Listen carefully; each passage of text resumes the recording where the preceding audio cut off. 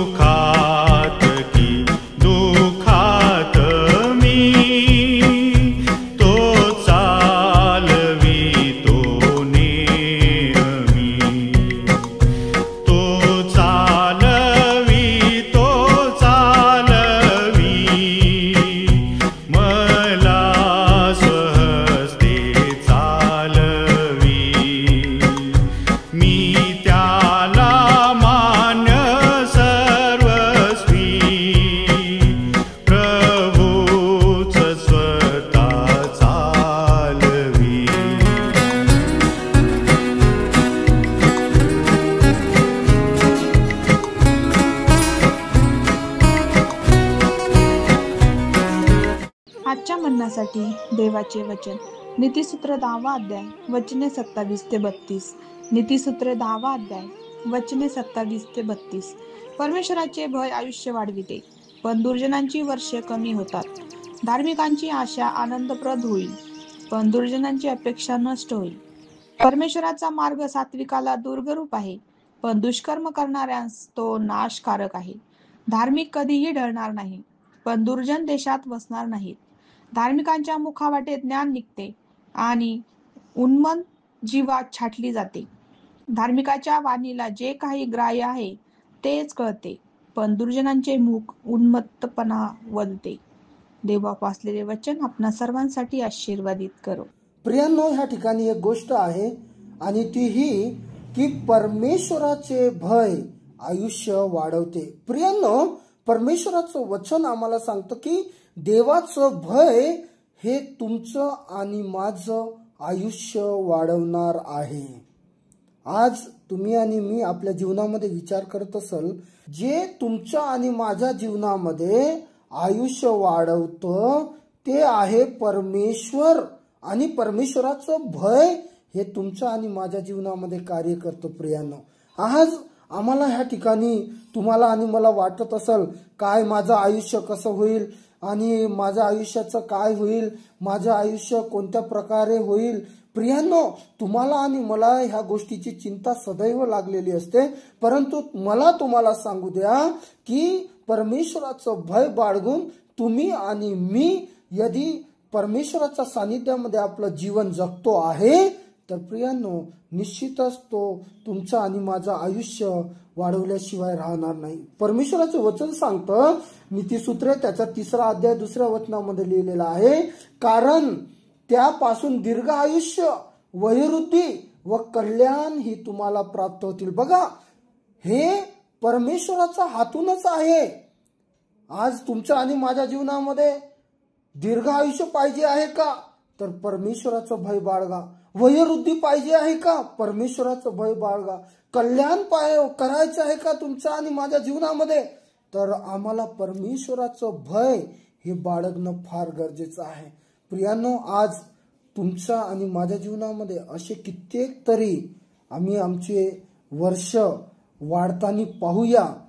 नक्की कधी? जेव्हा तुम्ही आणि मी देवाचं भय बाळगून त्याच्या मार्गात आपण चालणार, तेव्हाच प्रियांनो ते तुमच्या आणि माझ्या जीवनामध्ये तो पूर्ण करणार आहे. त्याचं अभिवचन तो पूर्ण करणार आहे की परमेश्वराचं भय हे तुमचं आणि माझं आयुष्य वाढवतंय. हनोकाच्या जीवनामध्ये बघा, देवाचं वचन सांगतं की तो 300 वर्ष परमेश्वरासोबत चालला. आज प्रियांनो, ही काय साधी गोष्ट आहे का? 300 वर्ष म्हटलं तर तुमच्या आणि माझ्या 2-3 पिढ्या निघून जातील. परंतु आम्हाला ह्या ठिकाणी दिसत आहे की तो 300 वर्ष रेग्युलरली परमेश्वरासमती चालला, सतत चालला. आज प्रियांनो, तुम्ही आणि मी देखील परमेश्वरासमती सतत चालत आहे ना, देवाचं भय बाळगून? निश्चितच तो तुम्हाला आणि मला ती वयोवृद्धी आणि दीर्घायुष्य आणि कल्याण हे तुमच्या आणि माझ्या जीवनामध्ये दिल्याशिवाय तो राहणार नाही. चला तर आपण प्रार्थना करू. स्तुतीस पात्र भयाशोग्य जिवंत देवा, आम्ही तुला स्तवितो, तुला गौरवितो, तुला उंचावितो आणि तुझ्या नावाला धन्यवाद देतो. देव बाप्पा, तुझ्याकडे विनंती करतो, आज माझे भाऊ, माझ्या बहिणी ह्या ठिकाणी जे माझा आवाज ऐकत आहे, तुझ्याकडे विनंती करतो. हे खरंच आहे प्रभू, तुझं भय बाळगल्याने आमचं प्रभू आयुष्य वाढते. तुझ्याच हातामध्ये वयोवृद्धी आहे, दीर्घायुष्य आहे, कल्याण हे तुझ्यापासून आम्हाला मिळतं प्रभू. आज ते आमच्या भावा बहिणीच्या प्रत्येकाच्या जीवनामध्ये आम्ही येशूच्या नावात कबूल करतो. तुझं भय बाळगून तुझ्या इच्छेने आपलं जीवन जगण्यास प्रत्येकाला सहाय्य कर. धन्यवाद देतो परमेश्वर बाप्पा सगळ्या गोष्टीसाठी. सर्व मान, महिमा, सन्मान, गौरव तुला देतो. प्रार्थना आमच्या धन्यतारक प्रभू येशू ख्रिस्त याच्या प्रियगोड नावात केली म्हणून तू ऐक बाप्पा. आमेन. मी त्याला मान्य सर्वस्वी, प्रभूच स्वतः चालवी.